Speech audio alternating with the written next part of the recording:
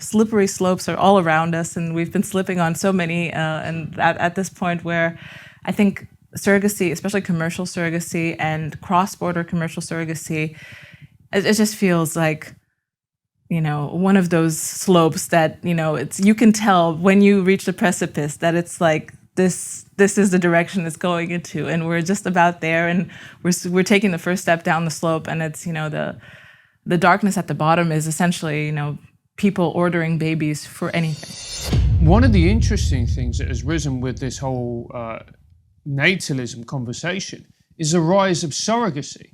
Now you look at it on the surface, you go, okay, this is good. People who can't have kids can have kids. What's wrong with that? And then you look into it and you go, oh, this is dark.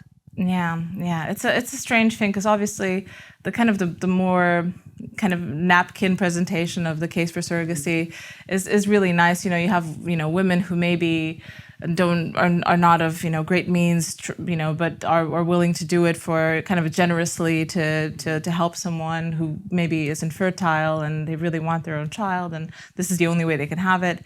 It's really, it kind of pulls on the heartstrings, especially if you're someone who knows, are infertile yourself, or it's tough out there. Like I said, a lot of people are having trouble with this. And it feels like, oh, you scratch my back, I scratch yours type of situation. But I think the case for it, or against it in a way, is kind of a case of like virtue ethics. It's like, if we allow this type of activity to start, and if we allow this little edge case where it's obviously virtuous and nice, the thing is not going to stay there.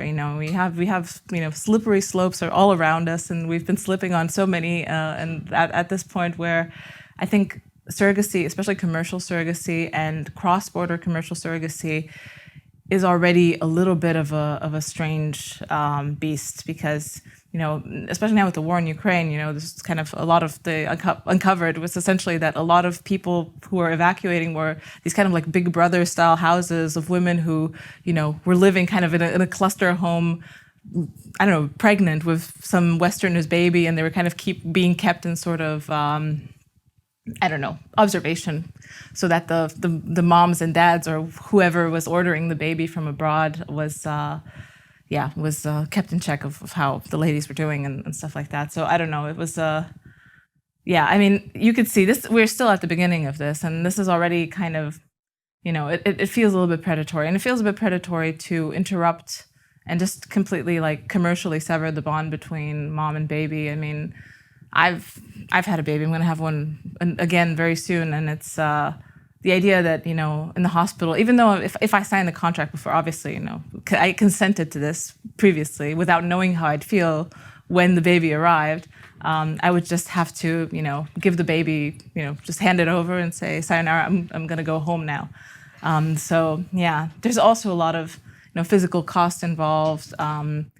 It's recovering from pregnancy is not always easy. There's risks risks that are really hard to calculate in advance as well, in terms of the impact on your health. Some women, end up having like stress fractures, uterine ruptures, all sorts of, things that just happen in the course of being pregnant.